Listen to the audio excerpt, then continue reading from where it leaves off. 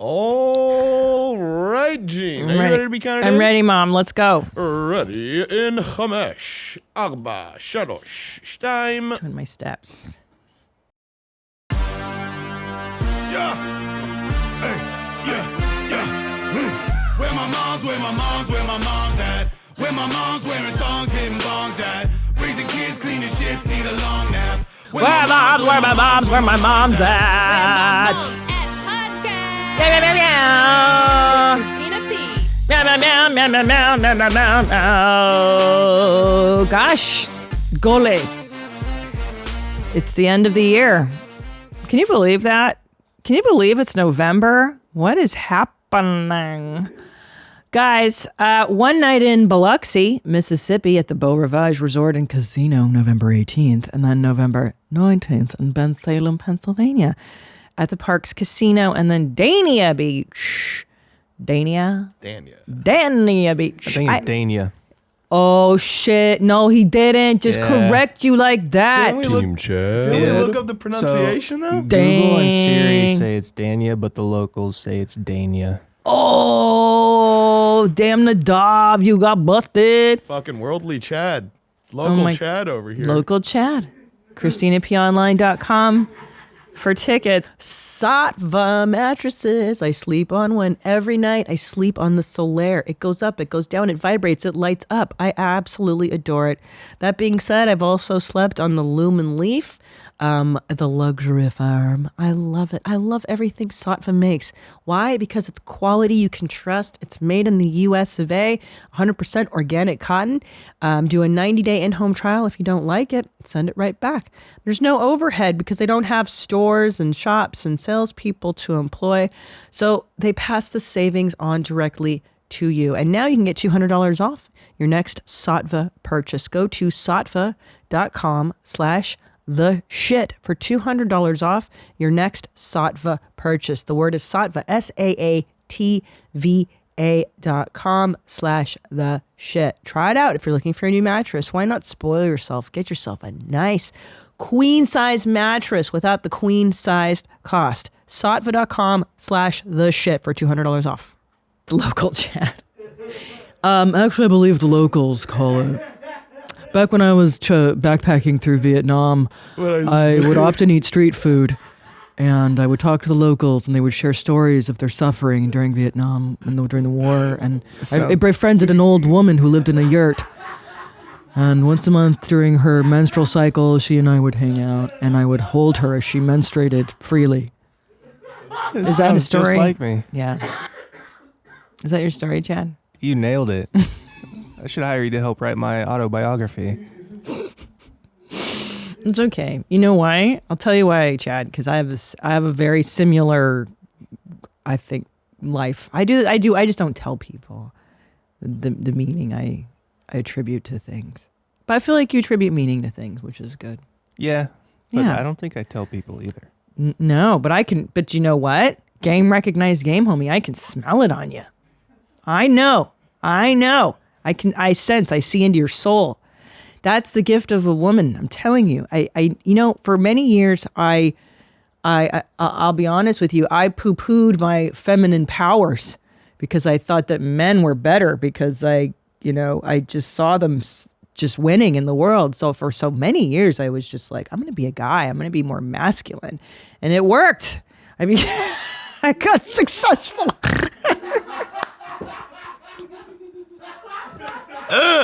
Because let me tell you, man, what I learned from dudes is like, just go for it. Like women, I won't speak for all women, but for me, I would overthink my position. I'm like, oh, I can't do stand-up comedy. I'm not as brave as so-and-so, or I don't deserve that. I'm not, this and that. And then I think that men don't question their position as much, at least the ones that I was hanging out with, and they just went for it. And I was like, oh, so I just went for it the way they did. I just copied them. I copied Joe Rogan, not his comedy. I mean, like their whole demeanor of like, fuck yeah, I belong here.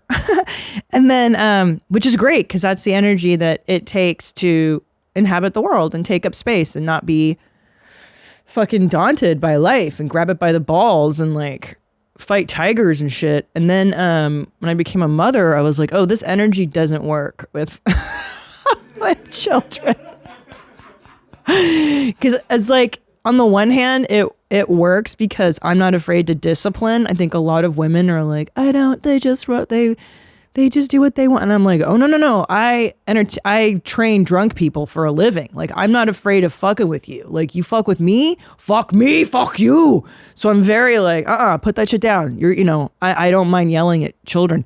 But then again, I lost my feminine way for so many years. I was so out of balance being masculine.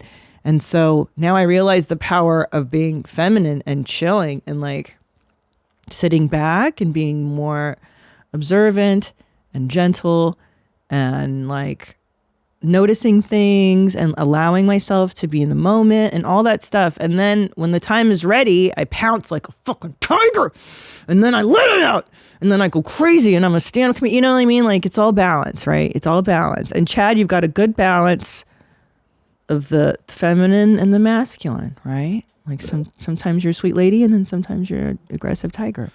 Thank you. You're welcome. I don't even know. I'm just making it up. Team Chad. Sweet lady Chad. He's not a lady. He's not a lady. He's very masculine.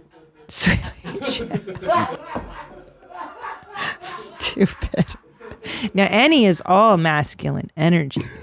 Not even close. Annie is like, fuck you, bitch. No way. I'll fucking cut you. No, I'm just kidding. You're not. The complete opposite. You think you're a little pussycat? I'm How do you see yourself? I'm soft as fuck. I'm the softest N-word in town. Oh my God. You said it. You said it. I didn't say it this time. Didn't he say that No, N-word? you just heard it in your head. I heard it because I love that word. I just can't stop saying the N-word in my head. How could you imagine?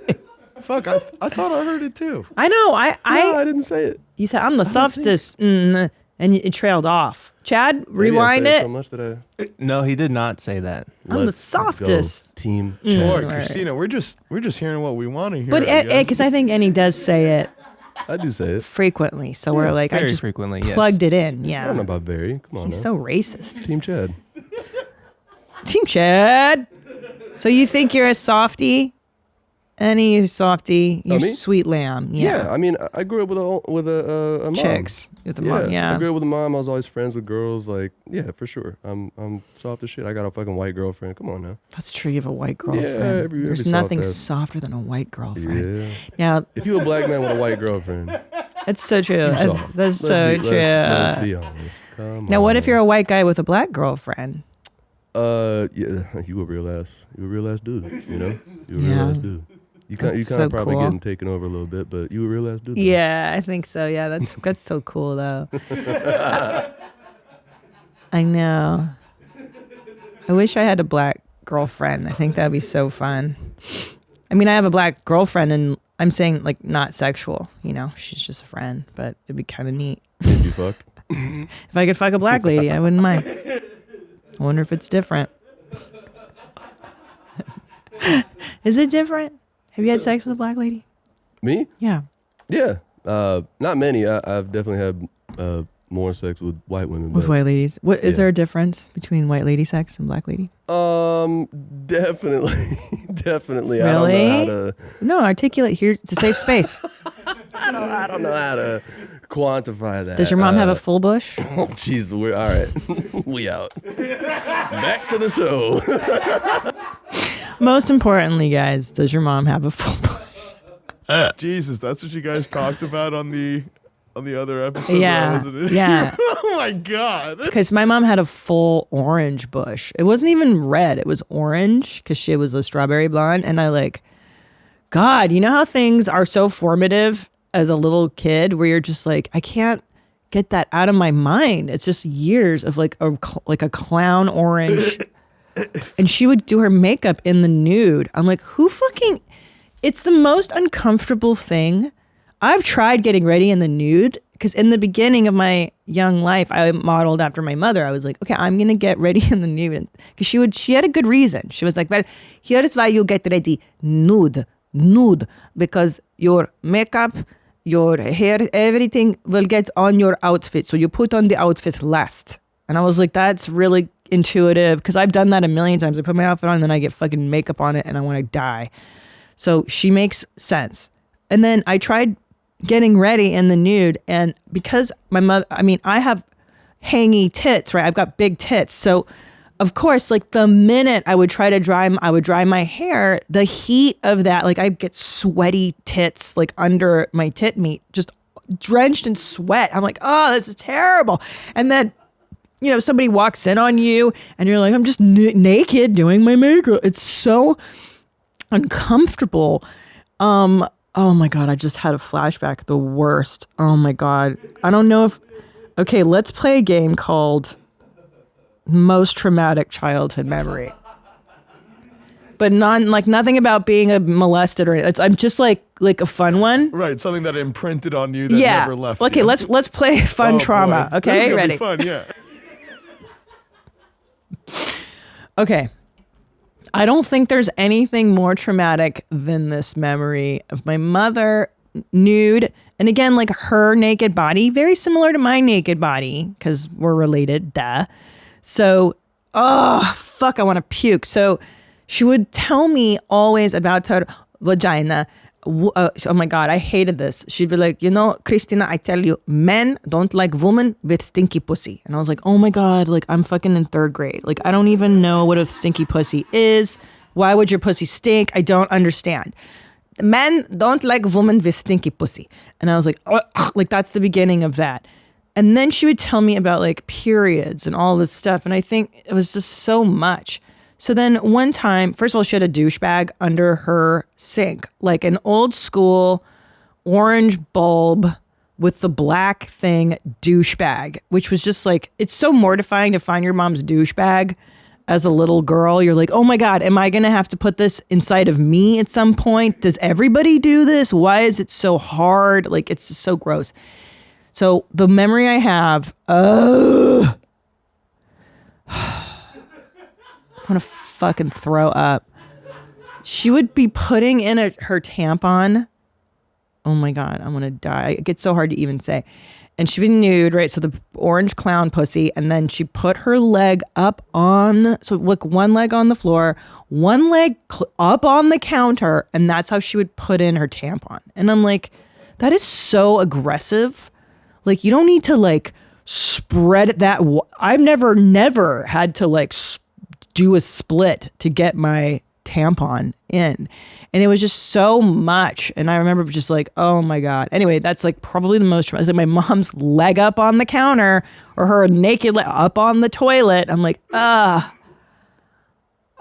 that win? Okay, what do you have? Christ. Yeah. Okay, let's do fun traumatic childhood memories. I mean, fun meaning like benign. You weren't molested or abused. Right. Nothing that you need to go to actual therapy for, but just like enough, sentences or images that stuck in your head. Enough. So growing up, we had like 2 toilets downstairs, and we had the good one, and then we had the one that was like kind of shallow and like didn't really like, like it wasn't the one you preferred to shit in. Sure. And so I remember like I was waiting for the good toilet. And my mom was like, what are you doing? I'm like, I'm waiting for the good toilet. And she's like, why don't you just use the other one? And then like kind of jokingly, but I definitely meant it. I was like, whenever I sit there, like my balls kind of touch the bottom of the porcelain. And she just made this sound. I was like, oh, like approvingly. And I was like, I don't like that. I don't like that. I don't like that. Yeah, you don't want like... Yeah, that replays a lot in my head. I don't like it. I think when your parents refer to anything sexual, it's so vomitous. The worst is like, I remember my dad telling like sexual jokes and laughing in front. And I was like, I want to fucking puke. When you know, or just any sexual comment, you're like, oh my God, I don't even want to think of you in that capacity. It's so gross. Oh yeah. Like weird racist stuff that your dad says that like even today you're like, I don't know how that racist. Oh no, I laugh at the racist stuff. I like that. It's the sexual stuff. The racist stuff I'm so used to, and it's so like You know what I mean? It's so part of like my family's culture, racism. And the irony being like my mom married an Indian man and we were openly racist about Indians and Hungarian. Like it was like, I mean, I don't know. It didn't, my dad's a full, yeah, his like, he's fully like, I don't like, you know, Hungary is like super xenophobic and like they close off borders and like they don't let in like anybody. He's super for it. He's like, well, yeah, I mean, what's the problem? Like, you want to keep your culture clean. Like, you know, I'm like, oh my God. I'm like, that kind of thinking got us into a few wars, Dad. That's not really, I don't know. It just makes me laugh when he's racist, especially because we we lived in Los Angeles. So it's a major city. Like if you're racist, you can't live in LA, New York, San Francisco.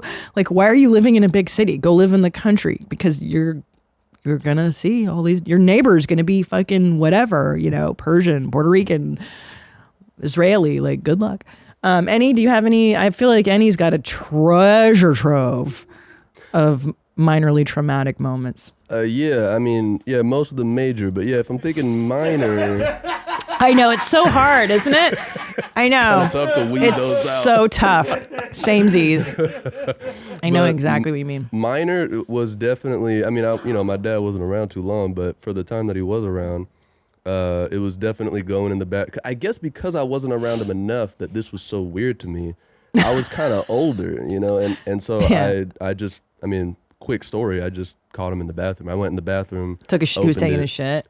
No, he was taking a piss, but it was just that his dick didn't look like mine. I was like, what the fuck did I just see? I was scared. I'm like, does my mom know about this? Like, She knows. yeah, she knew. She approves. Yeah, it was scary. God, seeing It your was just a dad's scary dick. spot. Yeah, Oh, that just triggered God. another memory. Seeing your dad's dick is. it's the worst. I think we all have. Everyone's seen it. Chad, you seen your dad's dick? Yeah, I think everybody has. Everybody in the world, is he on the internet? Yeah, well, What if no, your dad but- was like Leo this whole time? He's like, you bet I'm coming up in May. You seen your dad's dick? Yeah. I Like think he was- peeing and stuff? I think he was coming out of the shower. No, I know he was because it was burned into my memory. He was definitely coming out of the shower. Yeah. It's like, and like, Yeah, dads always like to be like, hey, you want to see a dad I dick? know. It's so gross. And like, I remember like both my parents were so disturbingly nude all the freaking time. And then oh my God, I saw my stepdad's dick once. It was so gross. Like, I think I caught him coming out of like the shower too. Like I just came into their bedroom and I was like, ah, and like my stepdad was like a fat Indian man. So like it was comical, you know, like he had this huge belly. He was so sweet. But then like once you see their genitals, it just taints the like once you see somebody's genitals, I feel like it just completely changes the dynamic. Like, why though? It's like it's so silly because now I see children's genitals, you know, I see my children's genitals and I don't even think anything, but to see a grown man's genitals, like if I were to see your guys' genitals, everything would change. Oh, for us too. I think. Yeah. Yeah. I mean, you don't see it, you know? Yeah. 'Cause you just don't see it. But it's so harmless. It's like, so what? It's just skin and I don't know. I'm trying to think philosophically why it bothered, but maybe because it's the age. Like if I were to see your genitals now, maybe it wouldn't faze me. I'd be like, oh yeah, that's exactly what I thought your dick would look like, Nadav. Like, congratulations, you matched my expectations. Or Thank you. yeah, like Annie, I knew you had a big one. Congratulations. Like we kind of know a little bit about your genitals. The holidays are here, and there is plenty of t-shirt cheer thanks to our sponsor, True Classic Ladies. Don't know what to get as a gift for the men in your life? Try giving them the best fitting basic tee out there. Our friends at True Classic are on a mission to maximize men's confidence by elevating their style. A gift for him, but really a gift for you.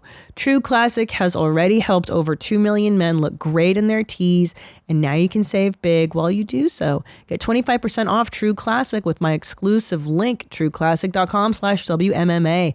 And the discount doesn't stop there. You'll save even more during their site-wide sale. Support our show and check them out at trueclassic.com/WMMA. Oh my goodness, I received my True Classic shirts and I adore them. Do you know how hard it is to just find a beautiful, clean, cotton, soft t-shirt? I just love the simplicity and the quality of these shirts. The best gift that you can grab is through their pack builder on their website. You can customize the bundle you want and save even more. Get 25% off at trueclassic.com/WMMA. Free shipping included on purchases over $100. That's 25% off at trueclassic.com/WMMA. Santa won't be the only one slaying thanks to True Classic. Maybe as an adult, it wouldn't faze me. Because I was a teenager when I saw my stepdad's dick. I could definitely speak for myself. It's just that I never saw anything like that, you know? Especially, I think it's also because I compare it to me. Right, as a little kid, or as a teenager, I'm a tiny boy. Well, I was a boy. I was a little boy. So I've never seen anything like that. I was like, what is that, you know? I feel like a part of me thought, like, is he sick? Like, is something wrong? Something so swollen. young. It's so big. And like pubic hair, I think that too, where you're like, what is that? Like, why is there hair there? What the fuck is that? And will I grow that there? It's so alarming and scary.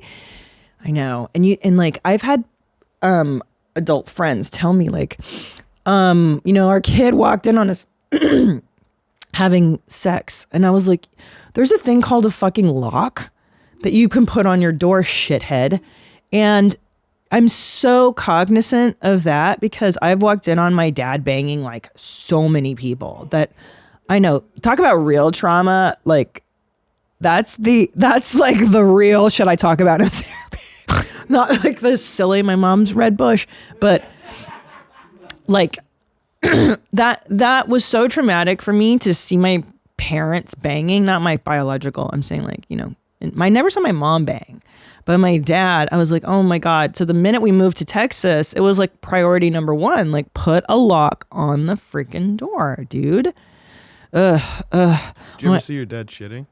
Oh, like it's like an open door policy. What are you talking about? Shit, right? It's like seeing him eat. Yeah, of course I saw them.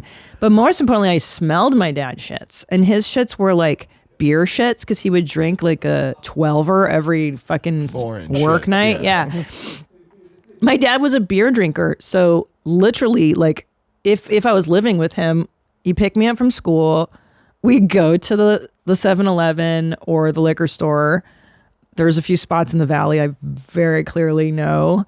I would buy the imitation Barbie from the 7-Eleven, which is Ryan Sickler calls Darby. And if you know, you know. If you grew up with a parent that took you to like 7-Eleven, there's like knockoff toys. And then, he'd drink his beer. And then the next morning, wake up early as shit to go to work. And the smell of his beer shit would permeate down the hall to my room. And that's how I would wake up in the morning, is smelling my dad's alcoholic beer shit. It's so gnarly. Tom asks me to tell him this story on occasion. That's how much he loves the story. He's like, tell me again about your dad's shits. I'm like, okay. And it's interesting because this is such a random thing too, is that like I've walked into bathrooms specifically like after dudes of shit, and I've been like, that's a beer shit. Like I know the smell of a beer shit from my dad. Isn't that terrible? That's really cool. Such a cool talent, huh? Yeah. So rad. Yeah, you're like, oh, those are booze poos. I know what that is. Yeah, booze poos. Like Blue's Clues. Booze poos. So cool. Gosh, what a neat life I've had. Thanks, Dad. Like, why do I have to know any of that? It's so horrible. I just had another. Yeah. Let's do it. Let's do it. So good. Because I didn't have a clear image of just like, oh yeah, that time my dad like just showed me like where I saw my dad's dick. Yeah. But then I remembered one time he was going like into a surgery and stuff, or he just came out of a surgery, and like we're all around him on like around his hospital bed. Like I don't know. I think he had diverticulitis. Like something. Some foreigner shit. He goes, hey Nadavi, you want to see something crazy? And I'm like, no. Never a good sentence, yeah. And he just like, look what crazy tubes they're putting in me. And then he lifts up his like blanket, and I'm just seeing a catheter going In his dick. In his dick. And let me tell you, that really confused me for quite some time. I didn't know what that was, why they would do that. Why are you hurting my dad like this? But it was I hate it. really fucking Stop. wild. I'm so mad at him. Like, oh God, that's such a dysfunctional parent fucking thing to do. It's like an immigrant. I don't know if that's just an immigrant parent or like highly dysfunctional parent thing to do. I feel like American dads don't do that. No, American parents don't do that. Look at my catheter. Like, it's so gross. Look at my suffering. This is different. This is like, this is like, my mother would do the same shit to me. Like, it was always about like, you have to acknowledge their suffering. Their suffering. Not you. It's not your life. It's my suffering. It's so, like, I always think about people that suffer with dignity versus people that suffer publicly. Like, you know, when you're, sick people, they may have cancer or they're going through a rough time with their stuff. Like, there's people that burden you with it and bum you the fuck out. And then there's people that are just like, I'm fine. Hey, whatever. It sucks. Let's get on with it. My mother was the burdener who was just like, look at my cancer. Look at my scars. Look at them. I'm like, oh my God. It was just so horrible. Oh, it was just so dramatic. Yeah. Was it a foreign thing too? Where they kept so like such an energy leech, like so exhausting. Sorry, go ahead. No. It's God, I want to die just thinking of it. So glad she's dead. What a fucking vampire. She was an energy vampire to the fucking umpteenth power. Well, it's true. She just like ruined my life. It was just like constant. She was such an asshole. Yeah. Just always like, I had to take care of her, Just toxic energy. Yeah. Like, we come take care of me. I'm like, I remember shit like my heart surgery and like just everything. Like, I had to take care of her when she had cancer the first time. And it was like the worst because she would just abuse me the whole time. And I'm like, I'm taking care of you, shithead. And she's like, you're the worst daughter. You're terrible. I'm like, oh my God. Oh, fuck. Yeah. The last time I saw her, she was like, you're the worst daughter in the world. You're terrible. And I was like, okay, bye. I'm done with you. Like, you're so aggressive. Ugh. Yeah. Wait, that was the last time you saw her before she passed? Yes. Wow. I went to visit her with my father and she threw us out. She was like sick again and she was a shut-in and, she was like very schizophrenic at that time. And we walked in and like, I was like, hi, Mom. I haven't seen her. I hadn't seen her in a while. And she was like, get out. I'm like, what? She's like, get out. You're a terrible daughter. You don't come to see. And I was like, what are you talking about? And she's like, she was just fucking hallucinating and like really crazy. And she had heard voices telling her stuff. And it was just so horrible. It was really traumatic. I'm writing a Broadway show about it. Really? Yeah. Yeah, I actually am because I know that there's other people out there that have That's a good show, man. I'd watch that. I mean, watching her descend into full. We were talking about this before the show started. It's like when you watch your parents slowly decline into mental illness. I think because people ask me a lot, like, what was it like growing up with a mentally ill mother? And you're like, it's like boiling the frog, right? That metaphor of when you put the frog in the boiling water, you don't know that you're in this upside down world until especially if you're alone with that mentally ill person, which I was for many years. You don't know that it's crazy until you get out of it, you get perspective, and then you look back and you're like, oh, that's not remotely normal.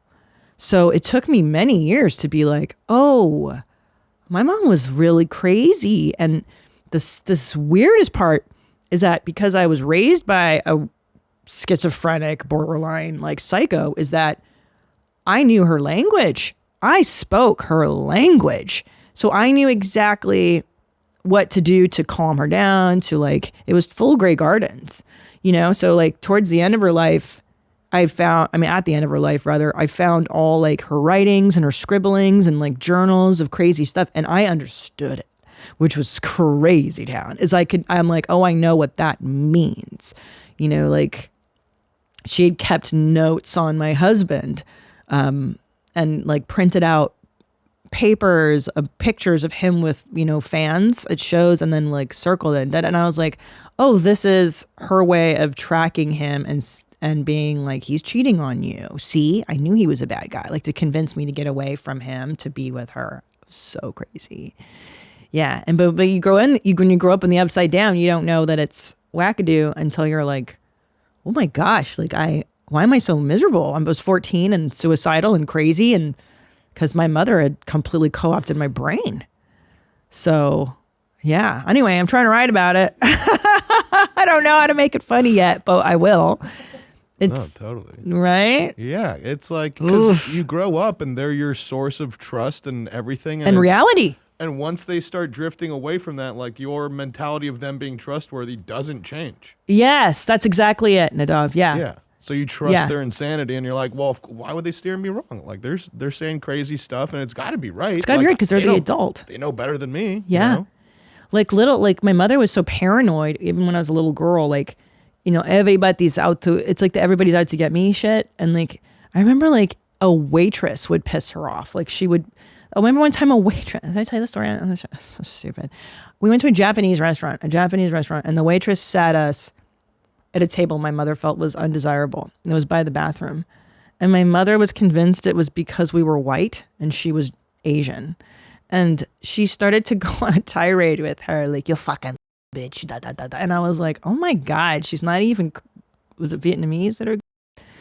But like, at least be right. You know what I mean? If you're going to be racist. But she totally went off on this woman, and we had to leave the restaurant. And like little, you know, things like that over the years, we were like, oh, that's, by the time I was like, what are you doing? Because I was like 12. So by the time I was 13, I was like, okay, I'm done with you. You're fucking out of your mind. But yeah, always perceived threats and confrontational and like. What's interesting, Christina, is you're nothing like that. So I'm like wondering what causes someone to either repeat that cycle or break away from that cycle. Right. This is hence the Broadway show. So that's the question I get asked the most, is why I'm not like her. And, you know, and you have to look at your history, and it's like a combination of so many things. So I read this study, or heard about this study rather, that so you are made up, right? So what determines your mindset is 40%. Yeah, this makes sense. 40% innate, your DNA. It's just your wires. 10% is actual trauma. They did a study. Trauma, like real fucking events. And then 40% is learned response, meaning how you frame the 10% and the whatever 40% you were given, how you frame your thinking. That's what matters most. And I believe in the 40%, really. And so when I was a little girl, I didn't know any better.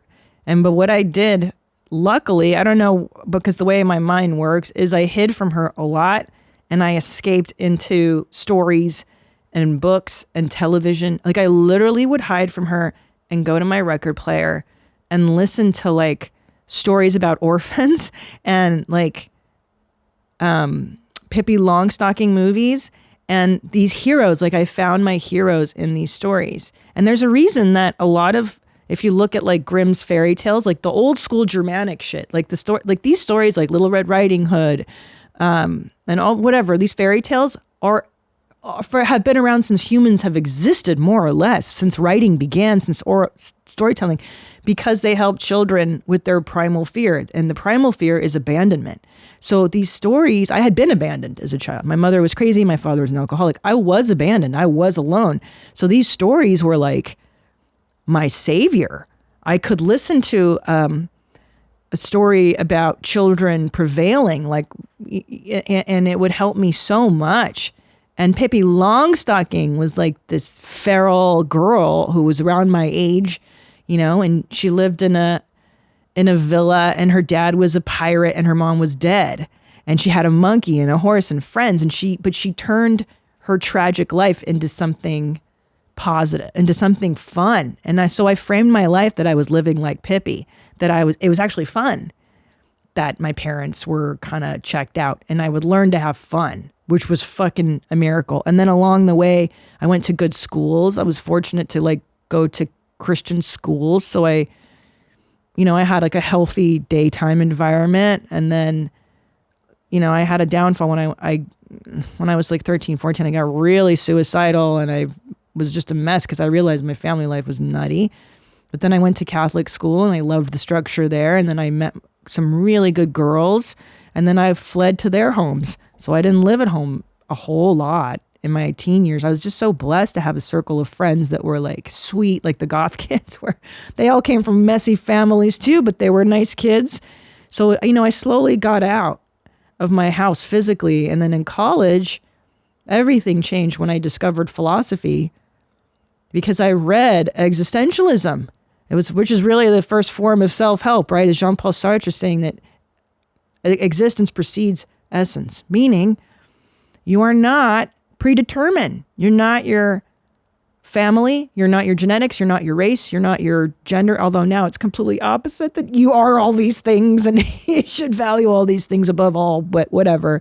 It was the 90s. So the idea that you're not predetermined blew my mind. And I was 18, 19 years old when I read it.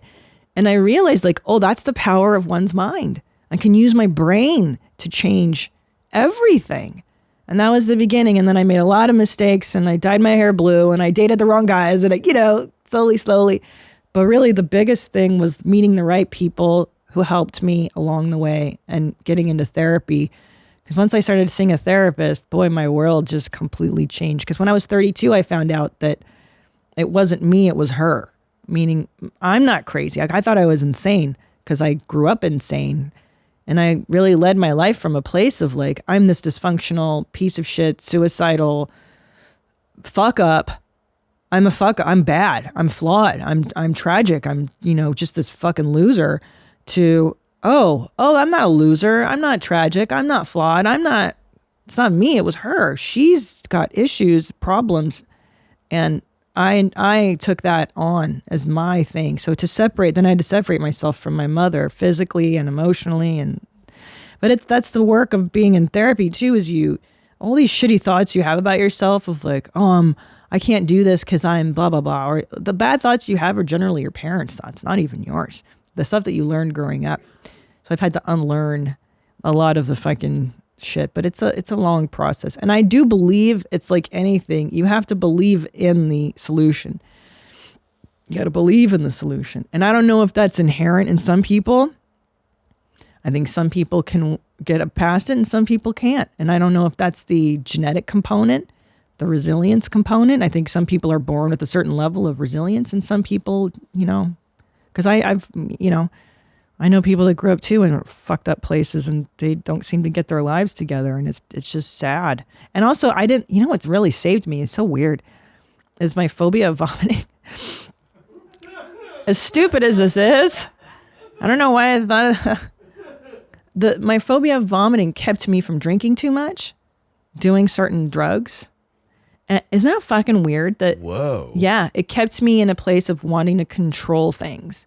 And that wanting to control things kept me off of drugs for the most part. Because I should have been on drugs, but I didn't want to puke. So I was like, I don't want to throw up. And gosh, so I was too controlling. Anyway, long story.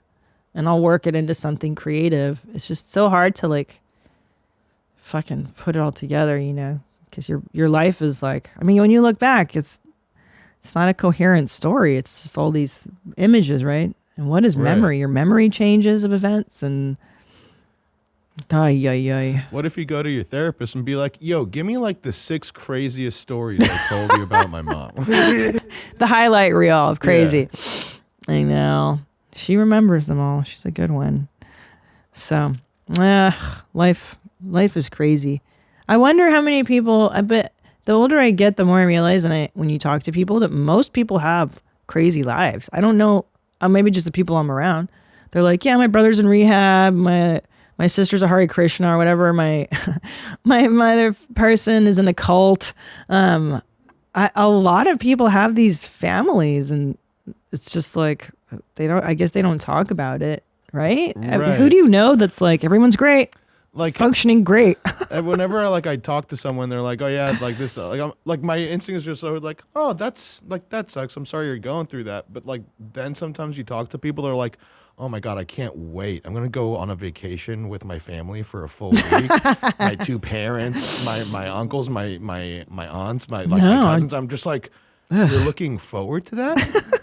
Wait, I don't like that. Blows my mind. Like, how do you even deal with that? Like, that seems so much more traumatic to me. Oh my than God, the straight I up know. traumas that we've dealt with I know. when we were younger. But I wonder if those families, because it's inevitable that humans are not functional. Like we're all the wire is I can't be perfect in everybody. So maybe those family systems function through like repressing feelings or not bringing things up, and like crackers, like white people, like proper white people, I think they don't talk.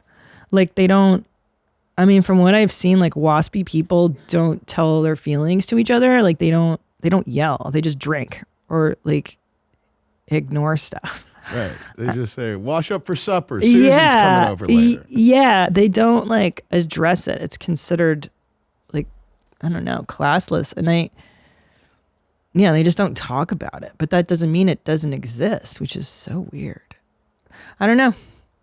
I mean, I think sometimes because I've also come to surrender to the fact that like because of my wiring, like I'm always going to be dealing with this stuff. It's not like you go to therapy and you're suddenly cured. Like I'll get triggered up fucking, a lot every now and then by whatever happening in my life and whatever's happening. And it sucks to have to be like, you know what, because of my childhood, like I'm wired.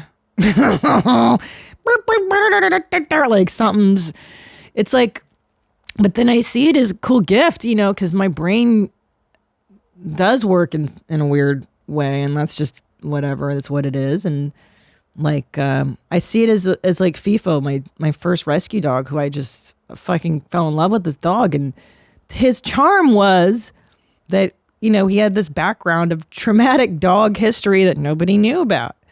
So he had kinks, he had weird shit, not kinks like sexual, but like he had these weird things about him that made him really special and cool. And I remember Tom and I fell in love with this dog so much because we wanted him to live forever. And Tom was like, "We have to clone him. Let's look into cloning FIFO. We're so in love with him." And you're like, yeah, but if you cloned him, you won't get the trauma that built who he was, because he made him so weird and so fun that, like he would bark at, what was it? He hated like UPS guys. Oh, he couldn't be left alone a lot because he was so fear of abandonment. So we had to trick him. We put him in his crate, and then we'd have to sneak out the bedroom and out the garage so that he didn't see us going, like stuff like that. And we did it because we loved him. And I'm not one of these people that's like, everything happens for a reason. I don't subscribe to that at all. I think that bad things just happen, and you do what you do with those things. You either frame it as tragic or you frame it as like something that you can help other people with and be of service to other people. I don't think could I go back and change my childhood? Yeah, I do. I wish I was fucking normal. I would 100% be. I would much rather be less traumatized. But Christina, you wouldn't be a comedian. Great, fine. I'd just be like a regular person who had a normal life. Great, I don't care. That being said, yeah, you just frame your tragedy into something that helps other folks. That's the only, I was reading last night. It's funny that we went down this path. I did not imagine I'd be talking about my mom all day today, but I was reading the prayer of St. Francis of Assisi. Will you bring this up? It's called the prayer of St. Francis. I'm not particularly like overly religious, but I was raised Catholic, right? Like I went to Catholic schools, and I didn't even learn this prayer in school. I learned it when I was studying meditation in my late 20s. The prayer of St. Francis. Yeah. Here it is. Oh, and this is the exact one I found too. And Adami found the same page. Wow, serendipitous. That never happens. You found the same exact page. This is such a great prayer. And I don't, again, I'm not even religious. I'm not even sure. I don't believe that there's a man in the sky, but I do love the principles of some religion. I think it's all in. This is the inherent goodness of this prayer is so great. Anyway, when talking about tragedies, I don't think everything happens for a reason. I don't think that it's a good thing, but I love the transformative nature. So listen to this prayer. It's so good. The Peace Prayer of St. Francis. By the way, St. Francis of Assisi is the patron saint of animals. And wait. May I make sure I'm right about that? Look up what St. Francis is of Assisi. He was really into wearing hair shirts and flogging himself, which I love that. He took a vow of poverty, and he was a friend of the animals, which I really, really loved. He's into animals, as am I. Just wait, what is he the fucking patron saint of? I'm pretty sure it's animals. That's why I love him. He's my fave patron saint of. There you go. I know you Jews don't have. Do you guys have saints? No. Yeah, you said patron animals. saint, and I'm like, I do not know. The patron saint of animals. There he is. He loved animals. So I love him for that reason. So let's read this prayer, which I love the words to this. I don't even take out the word Lord. I feel like it's stupid. Make me an instrument of your peace. Where there is hatred, let me sow love. Where there is injury, pardon. Where there is doubt, faith. Where there is despair, hope. Where there is darkness, light. Where there is sadness, joy. Grant that I may not so much seek to be consoled as to console, to be understood as to understand, to be loved as to love. For it is in giving that we receive. Scroll up, Nadav. It is in pardoning that we are pardoned. It is in dying that we are born to eternal life. So I don't take the end to be like in dying we are born to. I think he made that literal, like when you die in the Catholic Church, you go to heaven. I think he means ego death. And I interpret this in the Eastern sense of like when you become of service to others, especially Nadav, in light of our parents who wanted us to witness their suffering and to console their suffering. The line that I always resonates with is, grant that I may not so much seek to be consoled as to console. So that's a really significant psychological fact. And it's interesting that humans have figured out psychology before psychology formally existed. Before Freud, there was the prayer of St. Francis. And I think on some level, people knew the secret to happiness, the secret to get out of your suffering is to focus on doing inherent goods for others, to console somebody else. Because when you're in the act of consoling somebody else, you're not in your own pity party. And I think our parents were so broken that it was a nonstop pity party parade, and they suck you into their world. And that is suffering for everybody. It's not a good look. And everybody suffers when you have that type of personality. And that's why I don't totally poo-poo religion, because you're like, well, so for those of us that, maybe can't afford or don't go to therapy, imagine if my mother had just been like, it's an interesting idea to console someone versus wanting to suck the fucking energy out of them, to understand someone versus to be understood, to be loved as love. I just love this prayer. It's like, this is totally what I believe in. Like, don't try to help. Fucking be of service. Don't be a cunt. Don't be a fucking lazy waste. Anyway, gosh, we took a massive detour, and I'm like so embarrassed that I shared all that. But I think that makes a good podcast, because I always feel like when you're embarrassed, you've done good work. As soon as I get into my car and I'm like mortified, I'm like, oh, that was probably worth listening to. Jesus Christ. Dude, this was great. No, I know. I just get like embarrassed because I don't have a funny way of getting into this stuff yet. And, it's all a process of like, you share it. And I think a lot of us too you don't share this stuff because it feels shameful, because you're like, ugh, it's so embarrassing. Like it's just residual shame from like, you have to hide it too when you're a kid and your home is dysfunctional. You don't go to school and announce like, my mom threw me out of the house last night because I had too many socks. Like, she did that one night. She's just fucking crazy. And you're like, you had too many socks? Yeah. And she threw you out for the night? No. Forever. Like, she drove me to school and threw me out of the house. Yeah. So crazy. She drove me to school and she was like, you're going to live with our father. And she disowned me. And I was like, oh, like totally crazy. Yeah, like shit like that. So you don't tell people because you're so, on some level as a kid that if I tell, something bad will happen. I'll get taken away. I'll be put in like a home, like, so you have to hide it. And that shame of that, of like, oh, something's wrong with me. You internalize that as a kid. So yeah. Oh my God. I know. Well, like I said, we'll turn it into something good. We will transform this suffering into something positive. Yeah, there's fun nuggets in here. There has to be. There has to be, because my God. Yeah, what the a socks thing could be a funny bit. we could maybe. we could think about that. We'll think about it. Anyway, I know, fucking A. Let's do some follow-ups. Do we have voicemails? Let's see what's happening in the ethers of Where My Mom's At land. Hey, Mommy, and a special good morning, Julia. I had a update on the dick shriveler I used to have, and Dick used to be the women who collected crystals and really into their horoscopes.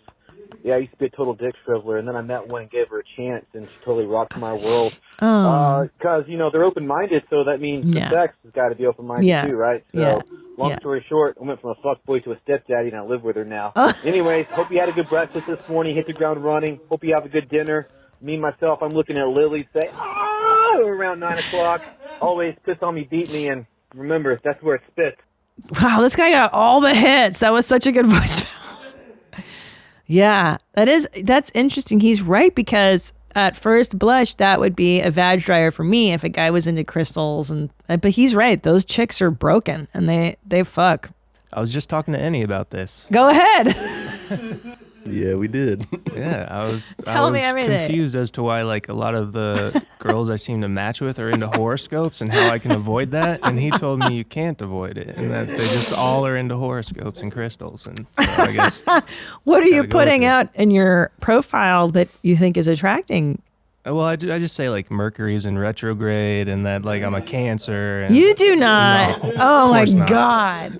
Because when I hear that stuff, I immediately go like, oh, you and I are not gonna, like, we don't share a reality. That's what I think too. So yeah. Like, I don't know. But then I'm like, I have really good friends that are into that. Like Jenny Pentland, who's been on the show a million times, will be like, well, Christina, it's because you're a Gemini. And I'm like, oh my God, shut the fuck up. I love you, but shut the fuck up. I think the thing that you put out as a man that attracts women like that generally is sadness. I think it's sadness. Hey, look, Sad I do Chad? it too is the thing. I'm not saying you personally. I'm Sadness. saying if you do. I attract the same, Okay, sadness. so you... Because they want to relate, they want to trauma bond. Yeah. You know what I'm saying? They want to talk about how, like you said, it's Mercury retrograde, all that stuff. They want to talk about why the universe is, creating a certain energy, and that's what brought us to, you know what I'm saying? I think it's sadness. I think you get sad girls. Yeah. I'm not sad though. Okay. No, but you're deep. So there's depth. Deep Chad. It's tricky with Chad. I'm telling you. Astral Chad. The astral Chads. When the moon is in the 7th house, Chad, it's gonna be tough for you, because here's the deal, man, because you're what's your type? Do you have a type? Do you know personality? I'm not talking about aesthetics. Yeah, I'm not picky as long as she's like smart, funny, caring, thoughtful, attractive, just everything. Yeah. So not too picky. Just she's got to be kind, talented, creative. Well, yeah, the order is so traveled, cultured. See, that's the truth. Say, there you go. That's the problem. It is a problem. Yeah. You got too much going. Trying to think if I know. Yeah, because like, okay. So I'm trying to think of the smart Chads that I've been friends with over the years. Lovely. Like, they're diamonds, right? Like the smart Chads or the diamond guys. And they're actually the ones that you should marry and have children with, okay? So the Chads of the world make great fathers, great husbands, great good men. Are you into your family of origin a lot? Like, are you close to your family? Yeah, we're pretty close. I mean, we all live in different states, so we have to like make things happen for us to talk and get together, but we're pretty close. You talk to your family every day on the phone?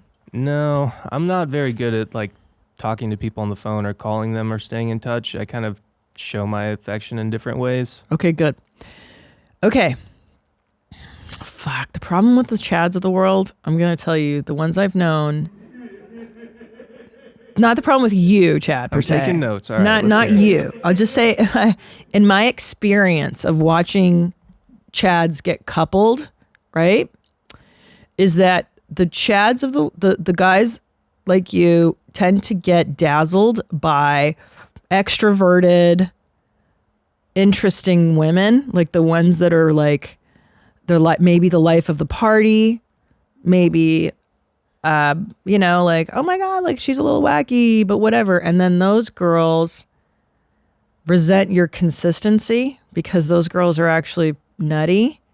And that's the danger. Am I accurate at all? Are you attracted at all to like the life of the party girls? Not party girls. I'm saying like eccentric, flamboyant. Yeah, I think I've been attracted to someone who might balance me out a little bit, and I think some of that is being more extroverted. Yeah. The danger is those bitches can, like I said, don't get too into the extroverts because those bitches will fuck up your life.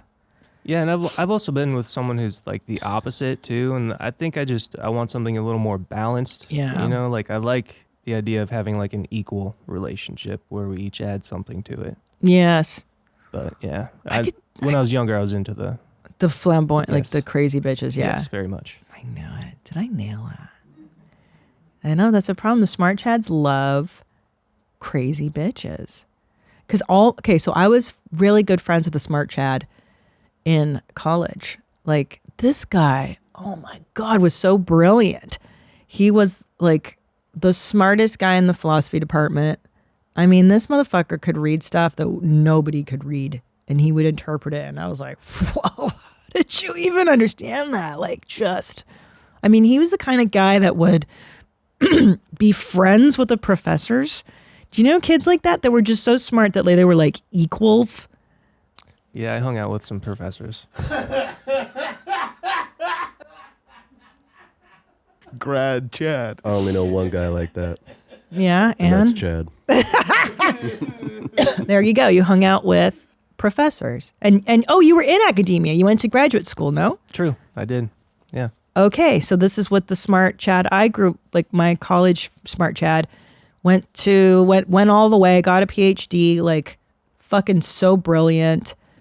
And he would always be attracted to the most fucked up girls. Oh my God. And I fucked up meaning like I loved the girls he was into. Like they were rad because they were so weird, or like, one girl I'll never forget was like an art student, and he was like, oh my God, she's so interesting. She collects bags of glass.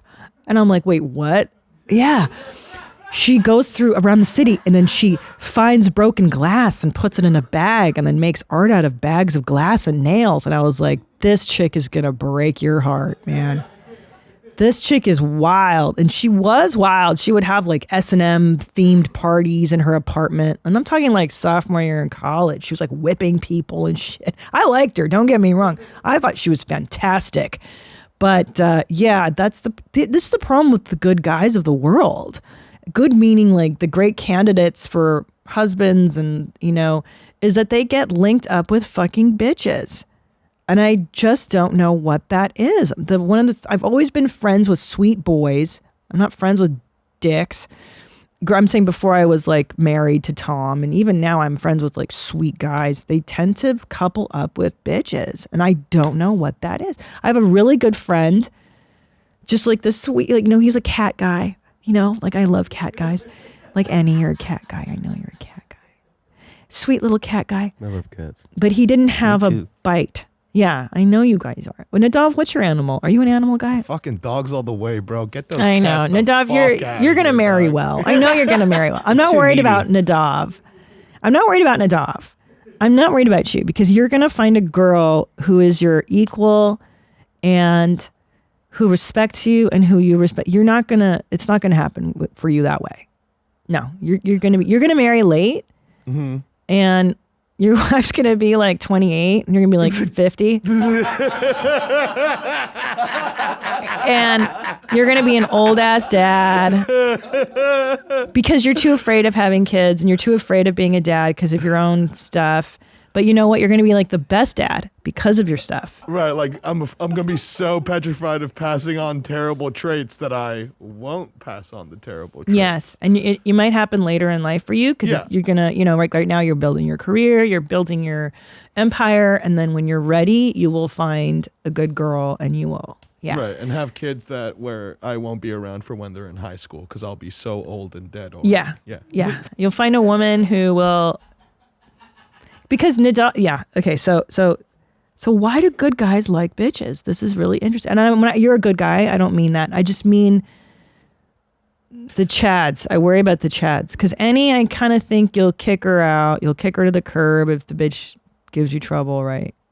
Not the early me. I mean, nowadays for sure, but that was through a lot of mistakes. So you were more chad. Oh my God, yeah. For sure. I went on a date with this girl a while ago, and I remember after the date thinking like, oh, I feel so bad for whoever ends up with her, and I ended up dating her for a year and a half.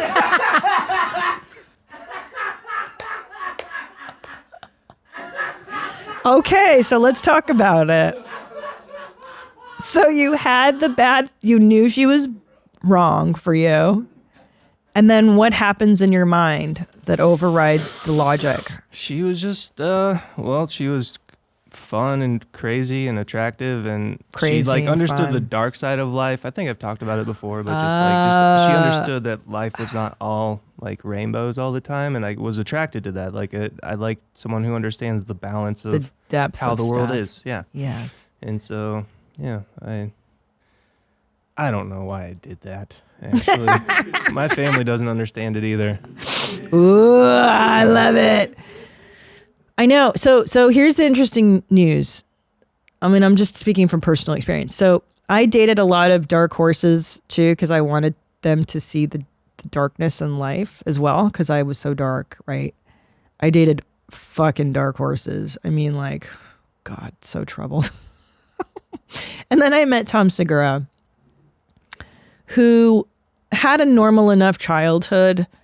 Actually, he had just enough wrong with him, meaning like just enough trauma that I was like, I can work with you. Like, he had an immigrant mom. So I was like, check. I can't date fucking white guys. Like crackers. I don't do cracker shit, dude. Like if you don't grow up eating some fucking weird shit in your house and your house doesn't smell weird, I can't date you. I can't go out with somebody who's like, I don't eat sushi or I don't try things. I'm like, or doesn't have a passport. I'm like, not going to happen. Right. So he had just enough weirdness to him. He like spent summers in Lima and had fucked up cousins. And I was like, all right, you get it. And he met my dad, he met my mom, and he could roll with it. And I was like, okay, you passed the immigrant test. Cause did I ever bring home a cracker? Like, no, I've always dated like Jewish guys, Chinese. Never. A cracker would just die in my house, dude. Never. So Tom, when I started dating him, I was instantly attracted to him physically. Like his smell, like his pheromonal thing was like off the charts. I'm like, I like your smell. I want to breed. Like, I just had a very primal response to Tommy.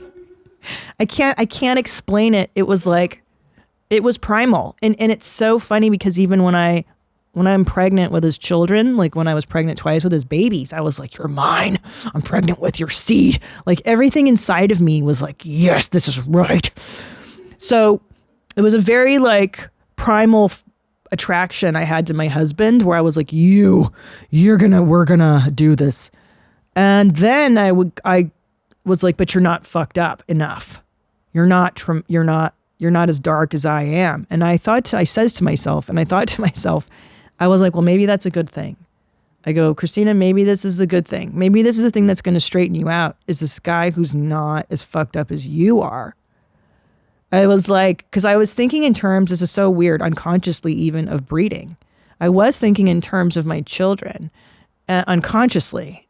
I was like, yeah, but do I want a guy who's going to perpetuate the stuff I grew up in, or do I want a guy who's going to break the cycle with me? And it was all very unconscious. Thank God.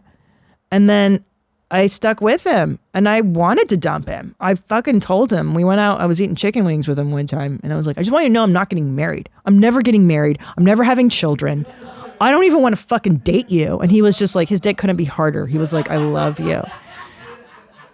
He was just like, he could not believe that a woman was this crazy. I don't think he could believe that I was this nutty, that I was like, he found gold. He found a woman that didn't want to get, just like, what? You're fucking out of your mind. And he stuck around. So, I stuck with the guy that I didn't, like, I was like, I need this. I don't know. It doesn't feel 100% familiar, but that's a good thing. I knew unconsciously. So maybe chattels, you have to make it like it's a conscious fix where you're like, I know I want to fucking, like when you have that voice that's like, who's going to date this? What did you say? You're like, I feel bad for the guy that dates this bitch. Yeah, that's what I thought. Listen, exactly that. Listen to that voice. Because you knew it, but you knew it. I knew. To your credit, you knew. But yeah, I act against my instincts often when it comes to that, when it comes to dating. Was it an open-mindedness thing where you're like, maybe I'm thinking too deep on it? No. Was it like that? It's part of that, but it's also probably darker than that. What's the dark? Yes. I got you. Continue. No, it's just like if you go for something kind of like fucked up, it kind of takes the responsibility off of you in a way. How so? Meaning? Kind of like if I go this direction, there's no weight on me to like live this like perfect life. Oh, right. She won't expect anything of you. Yeah, or just I won't expect anything of me. Interesting. You can be yourself. Right. That's it. Right. But maybe you could find right, because she's fucked up. She's not going to judge you're fucked up. Is that what it is? Like she's so crazy that I can do whatever the fuck I want. Maybe there's something to that. Yeah. And Yeah. it's just more, and it's also like how I would see myself too, not just how she saw me. Oh, interesting. Well, I'm over that now. no. I mean, I'm not. Listen, you're not wrong. Like I choose friends based on that kind of vibe too. Of like, listen, if I say some shit that's gonna shock you, we're not fucking hanging out, bro. Like I can't pretend to be normal with you. So later, maybe that's what that is. I don't know. Yeah, that is very similar. I Right, think. where you're like, I can't be somebody I can't be the fantasy for you. It's not Right. going to happen. I'm going to be myself, and that might be a flawed, messy. Yeah, I mean, human. us Yeah. Chads of the world are also very flawed and fucked up. So even if we appear not to be. Yes. No, So- no, you guys are you guys are Were you about to say the word? so fucked up. So fucked up. I just kidding. No, the chat. Everybody's fucked up. Everybody's fucked up. Everybody's fucked. But the Chads are just more in touch with it. Maybe they're closer to it. All right, we'll discuss this next week. Gosh, let me know your thoughts on all. This is so exciting. I feel like we just did like a deep fucking. We did a That's Deep, Bro. Where my mom's at. A little bit of everything. You know what I'm saying? WhereMyMomsAt at gmail.com. Phone number is 213-375-5184. Let me know your thoughts. Let me know your thoughts. Come see me live, ChristinaPOnline.com for tickets. Buy my lipstick. It's pretty fucking rad. And until next time, stay cool, moms. Bye, mommy. Meow. Hi, mommy. Thank you for watching that episode. Did you like what you see? I hope you did. So why don't you subscribe? Just click the subscribe button and, hit the notification bell so you can get notified. And also, why don't you watch another video? Watch one of these. You know what I'm saying? Like right here, down there, whatever. There's so much stuff, bro. I make these all the time for you to watch. That's why I'm here. I love you.